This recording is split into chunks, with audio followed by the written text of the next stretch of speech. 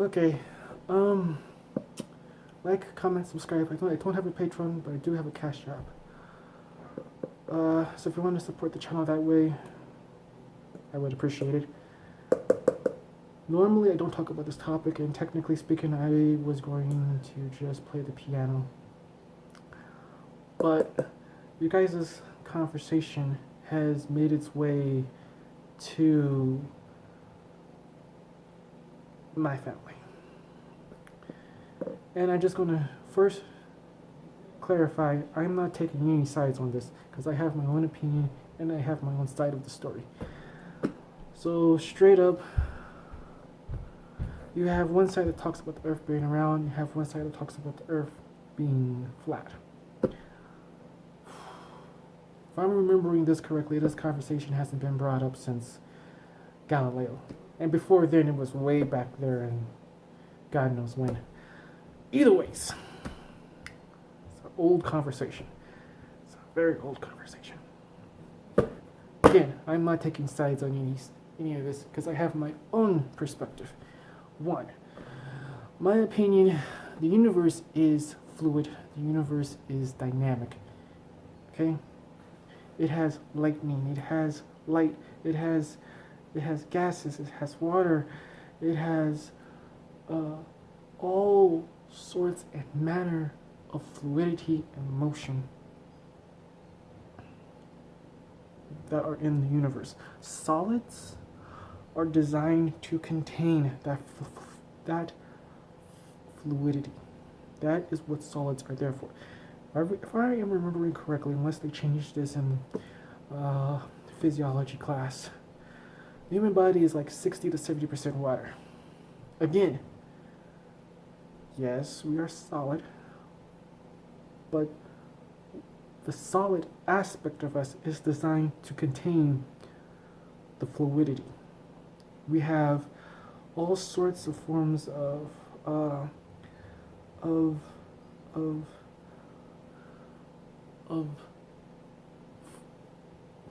should I say, our bodies are designed to harness the power, because it is, to harness the power of light. It's designed to harness the power of water and liquids. It's designed to even harness the power of magnetism, using different types of metals in different types of ways. Even gases. It's designed to harness the power of gases. So that we ourselves are, even though we are solid, we are beings that are constantly animated. We are fluid. There's an aspect of us that is solid, but the solid aspect is designed to harness the power of fluidity. It is energy. At its core, that's what we are. We are energy.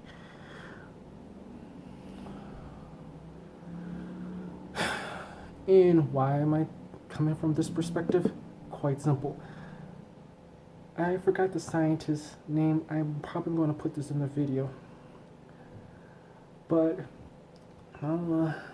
the scientists looked at different types of architecture and also looked at the layout of that particular architecture on different types of land. You know, like different lots and stuff like that and whatnot. And when he looked at cultures like Asians, Europeans, natives and stuff like that, when they were designing, let's say, a city or a community or stuff like that, it was very geometrical.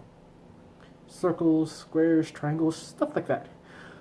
When he looked at the layout of different types of, African cultures, their natural architecture, their natural layout of the land, it was fractal. I'm coming from that perspective because even from whether it's from an African perspective or an Afro-Asiatic perspective, there is an emphasis on fluidity. When you look at the Bible, it talks about fluidity. Okay? It mentions that, God gave shape to a universe that was formless. Paraphrasing. And he gave shape to it. So by that very definition, it's fluid. Okay, uh, it it has not just one aspect of fluidity, but it has multiple aspects of fluidity. It has multiple aspects of it. Solids are just designed to contain and harness the power of of that fluidity. Simple as that. So I am approaching it from that perspective, because there's a lot of African cultures that describe the world as being dynamic, as being fluid, as being energy. And so I'm coming from that perspective, you know. Especially there's also cultures that, like the Dogon culture, emphasized about the Big Bang way before anybody else was talking about the Big Bang. I think that's the name of the tribe. I think that's the name. I don't know in particular. Don't know the exact name, and if I mispronounce it, I'm sorry. And you have other cultures, and when they're describing the world and the universe, again they describe it as an ocean. Again, fluid. It's dynamic. It's not stagnant. It's dynamic. So, straight up, we already know there's a molten core. Again, fluidity. There's water on the planet. Again, fluidity. The continents are constantly moving. Again, fluidity. There's gas. There's lightning. Again, there's fluidity. So straight up, the planet is fluid. I'm not saying it doesn't have a shape. It does have a shape. Its shape is designed to contain that fluidity. So, straight up. One critical thing that my cousin has been talking about, which I don't even know why he's been talking about it, and it's such a simple thing, and it's, for one, just going to just straight up and say gravity. It is as simple as that. This is a massive planet. Okay? Yes, it ebbs and flows in different spherical type shapes, you know, or elliptical, whatever you want to call it. Yes, it ebbs and flows on the equator. Okay? Yeah, I get it. Paraphrasing. Yeah, okay. Fine. Okay, I get that. Straight up gravity. He literally described a craft that doesn't exist. And it's already an 8-minute video. So he describing a craft that doesn't exist. He said he's on a plane, he flies it on up, and quote unquote, because he can't just fly the craft and just fly on out, that somehow the earth is flat. Straight up, okay. I have no idea how you got him to believe this. My cousin, I don't know how you got my cousin to believe this. I don't know why, but I don't know why. One, I already said it. It's gravity. This craft naturally does not exist. This craft naturally, even when you do make it, is bound to this planet. The action of you generating enough power and energy straight up to get this craft into the air requires a tremendous amount of energy. One key simple thing, nothing on this planet floats. Not that I know of. You can go, well, blimps and helium and stuff like that. Yeah, blimps do float. Yeah. Balloons do float. Yeah. But they're still influenced by gravity.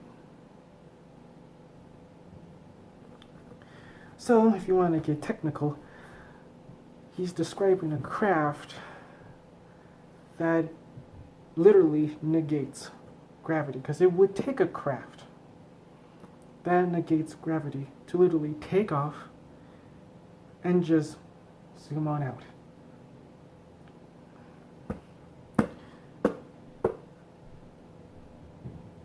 It would literally take a ship that does that. Or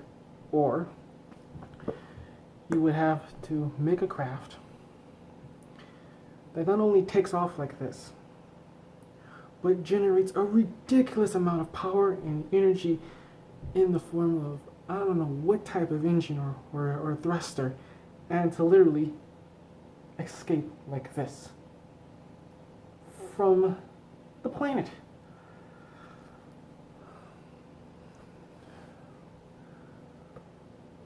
A ridiculous amount of energy is what it would have to take in order for it to do that. So it has one or two things. Either you have some sci-fi anti-gravity technology that negates the gravitational influence of the planet, or B, you are generating a ridiculous amount of energy and you are literally leaving the planet.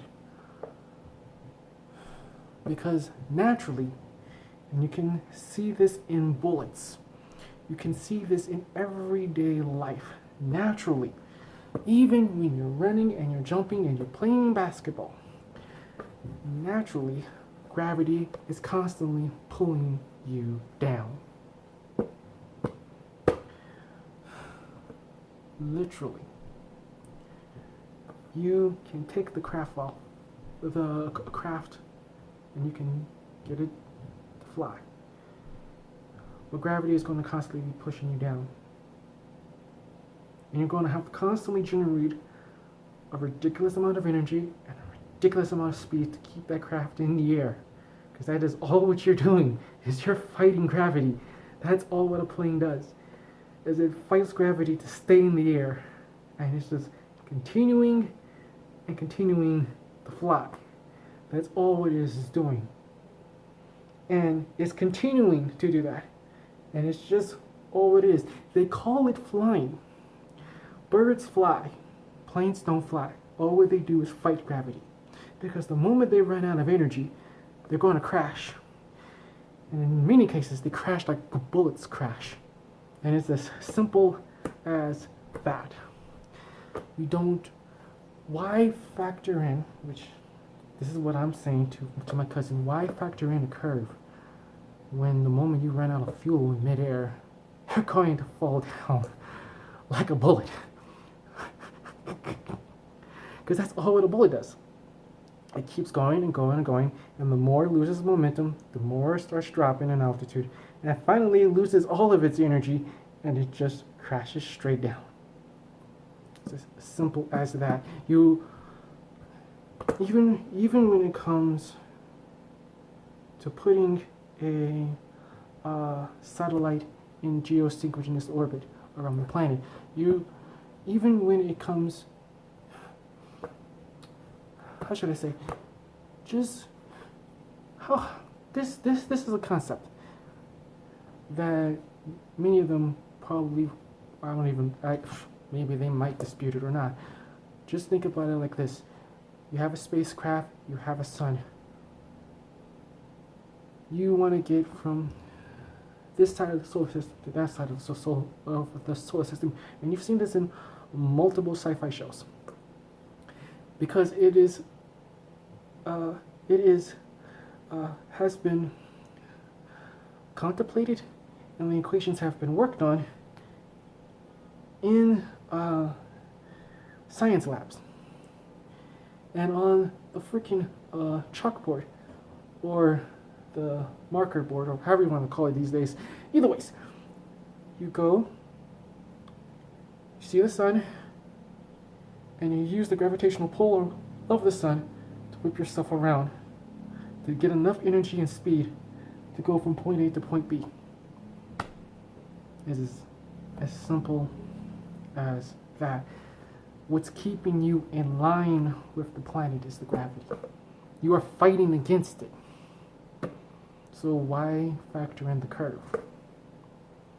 I would get why you would have to factor in a curve if you were in a craft that negates gravity and all what it wants to do is float on up. Period. Not like a helium, not like a blimp or anything. It negates gravity completely. It negates gravity, like I said, it negates gravity completely.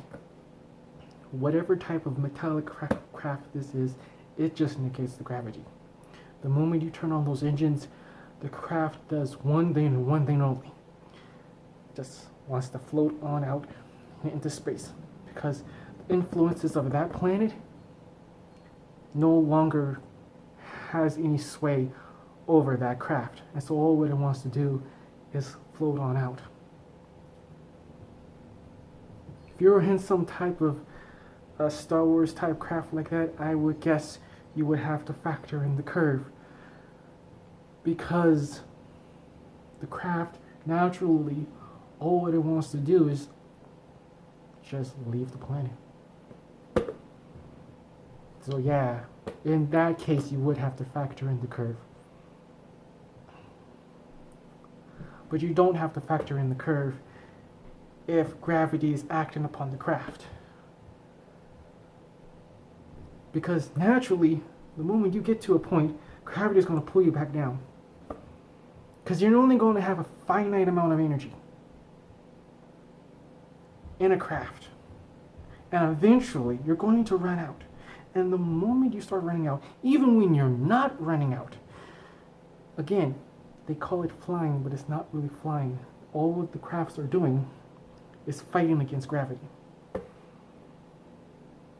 Because the moment they run out of fuel, they're going to start crashing down. Even while they're in the air, they want to crash down. It's as simple as that. They already are being pulled towards the planet. Literally, this is all what the craft is doing.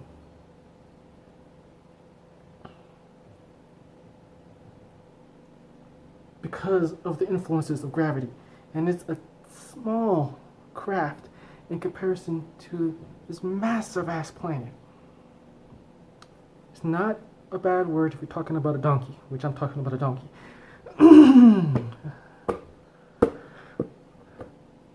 So, you have this planet, you have a really small object, it's a lot more smaller than this, and it's being pulled down to the center. No matter how fast you're flying it, because it's moving, eventually, that's always you're doing, is you're just finding that equilibrium with the right amount of power, the right amount of energy to keep the craft at that particular altitude, and then force the craft through any form of thruster, turbines, propellers, or whatever the heck you're using, and you're just using that to get the craft to move. But the craft is naturally going to do what gravity intends it to do. That's why it's able to behave the way it behaves. It's because gravity is influencing it. It automatically is going to curve around the planet. It automatically is. I mean, look at the distance between you and the craft. It automatically is going to do it. So, and again, I got an 18-minute video. So that's my take on the topic. Honestly speaking, I don't really see why you have to factor in the curvature of the planet. I don't really see why you have to factor that in. What you have to factor in is the gravitational influences of the planet and how it's going to affect the craft. What you have to factor in is like wind and stuff like that. I get why you would have to factor in that. I don't get why you would have to factor in the curve. But again, if you want to, sure, fine, no problem. I just more power to you. But technically speaking, you want to factor in the gravitational influences of the planet and how it's acting upon the craft, because that's more critical. and it's going to affect the craft much more, because gravity can literally take that craft from point A to point B. It's as simple as that. I mean, I mean,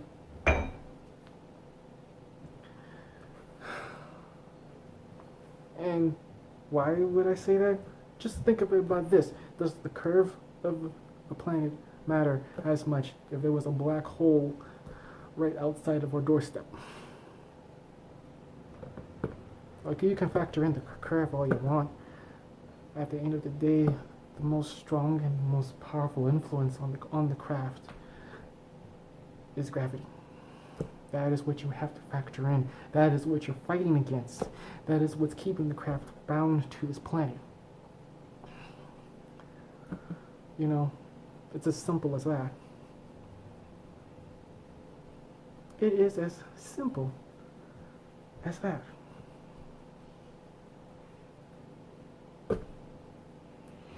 I mean, you can curve versus gravity.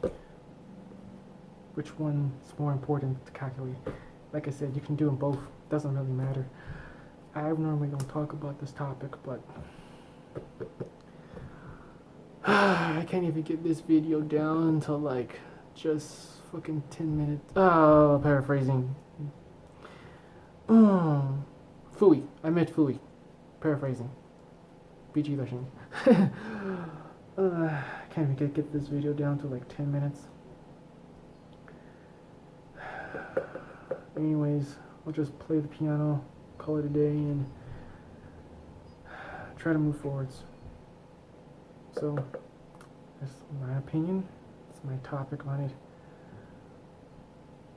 I don't really care about who's right and who's wrong. There's a lot more important things in the world besides what shape it is. Because technically speaking, you could have any planet, any shape. It doesn't really matter. I mean, look at the rocks. Look at the asteroids and stuff. Does it look like a perfect shape to you? It doesn't. The freaking rock in space, or as the or as the ancestors would say, it's just a rock in heaven. So, straight up, that's my opinion on it. And my phone needs to charge. Anyways, play the piano, call it a day, and again, I'm not taking sides on it. I'm just simply saying, don't really have to worry about it. You don't really have to worry about following the curve of the planet, because the planet is naturally going to make you follow its geometry. The planet is naturally going to make you follow it. And it's going to naturally make you crash into it, because that's what it wants you to do. It's as simple as that. Anyways, I'm going to play the piano in this video on a high note and call it a day. Not taking sides, I'm just simply saying.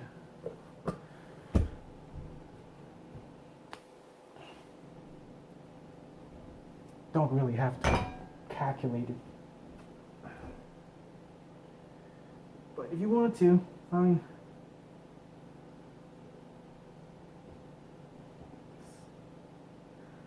It's more important to calculate the gravitational influence of the planet than trying to worry about rather not if you fly your craft in a particular line if you're going to leave the Earth. I mean, that's not even a really good way to prove the Earth is flat. Just my opinion. I mean, there's there's you only have a finite amount of energy. Let's say you are using a plane that is using propellers. You got a finite amount of energy.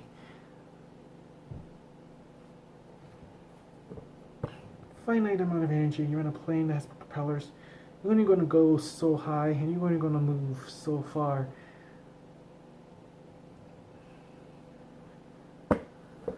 And eventually, more or less, you're going to run out of fuel. So you're not only are you working against gravity to keep that massive hunk of object in the sky and at a specific altitude, because that's what you're doing.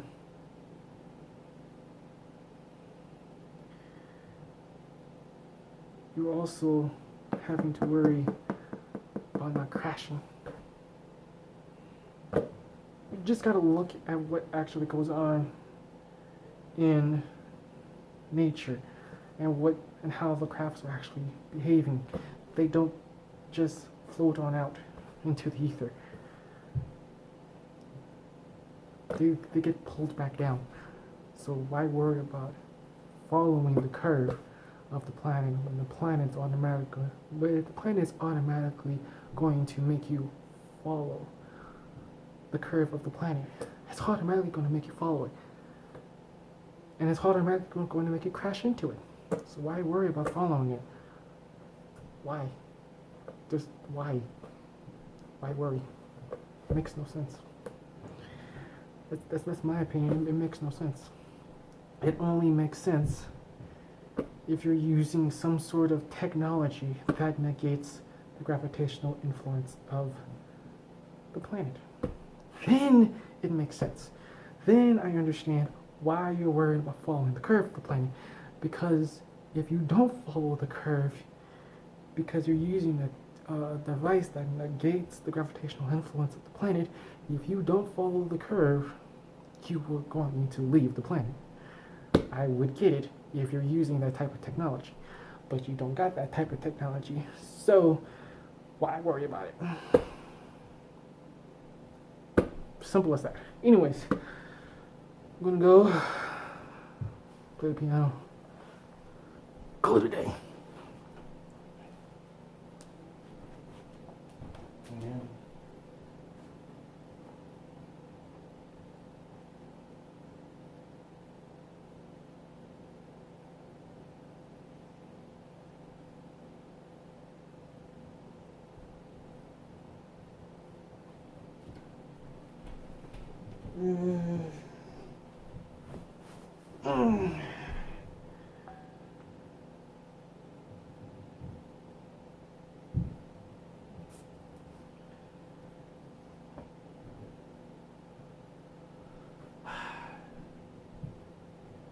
Just going to showcase this for a second.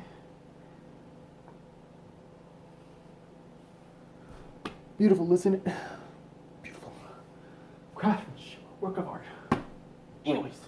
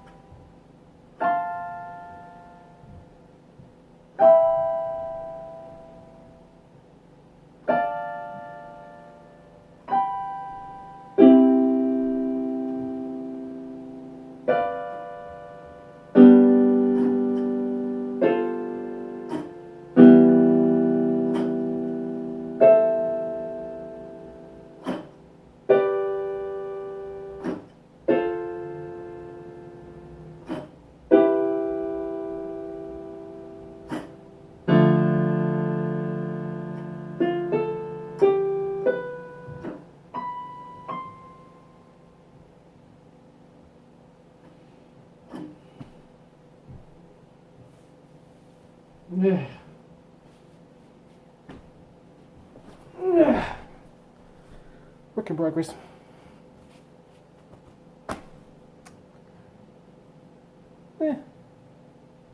Pretty good. Anyways, play jazz anyways. According to some of the jazz musicians, no note is a bad note. It's always unexplored. Trying to find a song that kind of describes my emotions going on. And overall, there's a lot of emotions.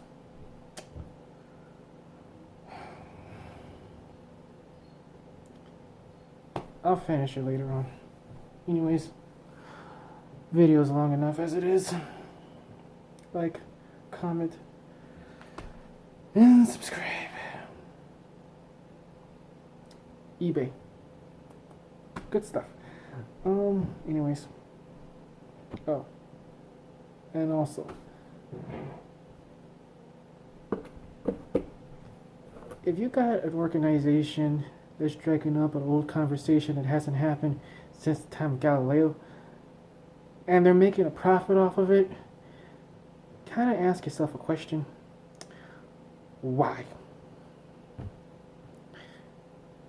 And this is one of those topics.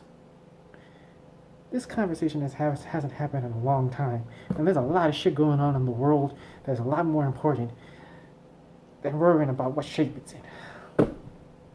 Okay? I'm just pointing it out. There's a lot of shit. Paraphrasing. It's not a bad word if I'm talking about a donkey.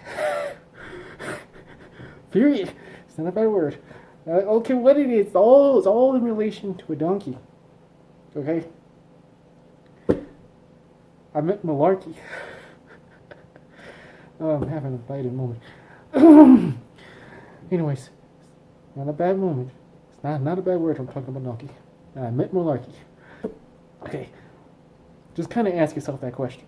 There's a lot more important shit. There's a lot more important malarkey going on in the world besides worrying about what shape it's in. Okay. For me, we got a lot of stuff I gotta deal with. So anyways, like, comment, subscribe, and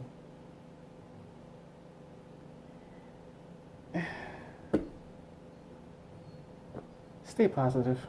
That's all I gotta say. Stay positive. The world has enough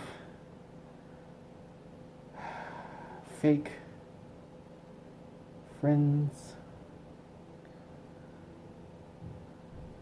fake everything.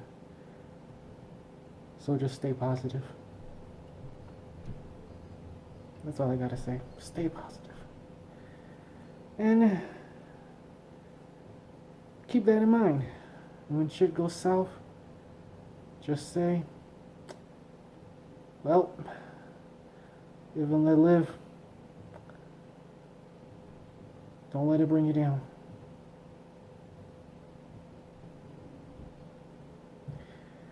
Just roll with it. That's all I gotta say. Just roll with it. That's all I gotta do. Sometimes that's all what we have to do. One of the things I like about Bane is it's what you have to do. You have to make lemons when life gave him. You had to make lemonade when life gave him lemons. Gotta admit, Bane did a lot with that.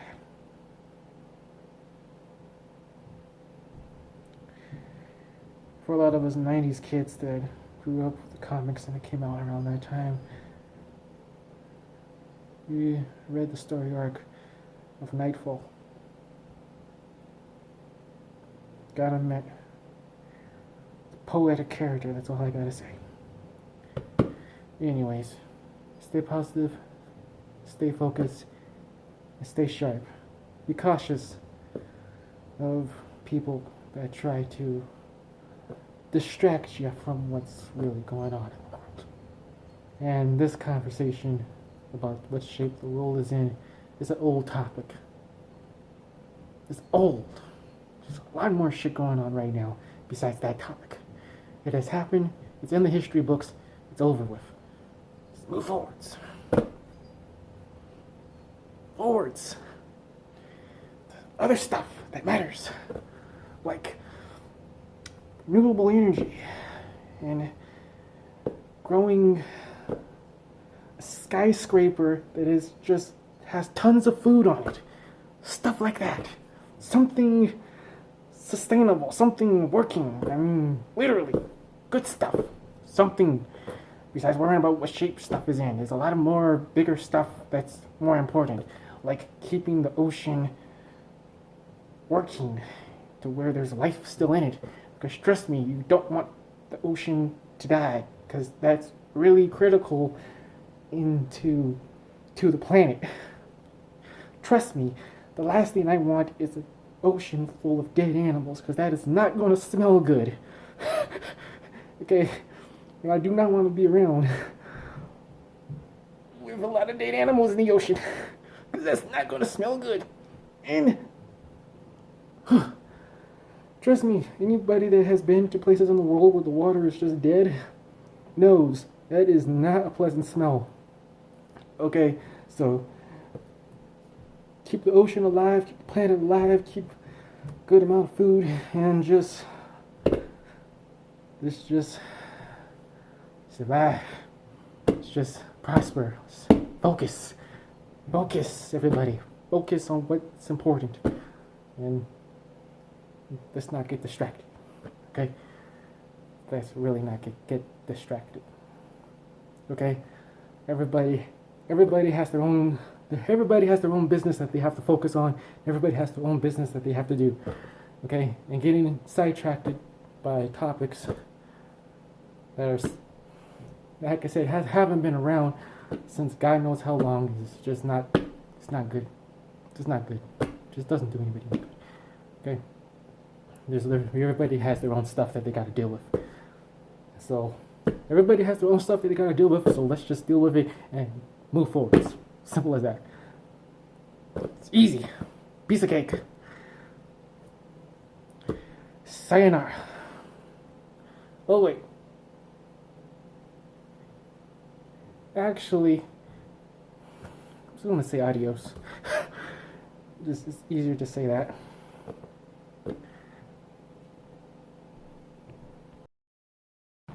I almost forgot one aspect of my video. Like, comment, and subscribe. I have two Twitter accounts. Both are under my name. F.F.F. If you found my YouTube channel, you can find my Twitter account. And another one is F.F.F. Rebirth. I have Instagram too. I'll link it all in my video. I have them all linked in different videos. I have them linked, but I'll link it in my video. Instagram too is also under my name.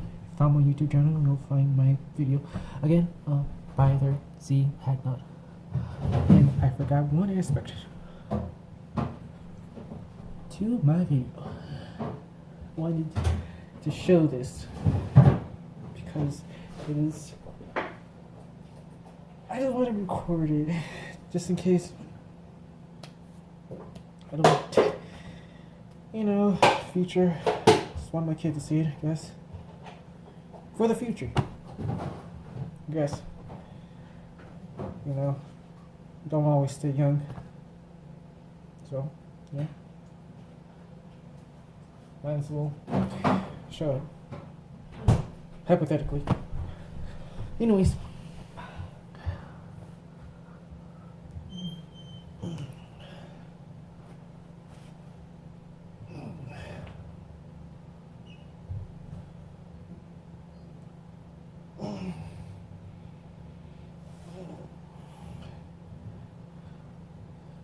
I ain't got one of these. So, play music, no science, lift weights.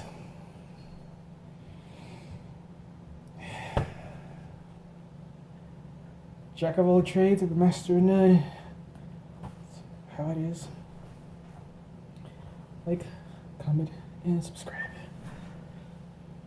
I gotta check the form on this because I can't I'm gonna say like C, big. So I gotta check the form, but you know, it is what it is.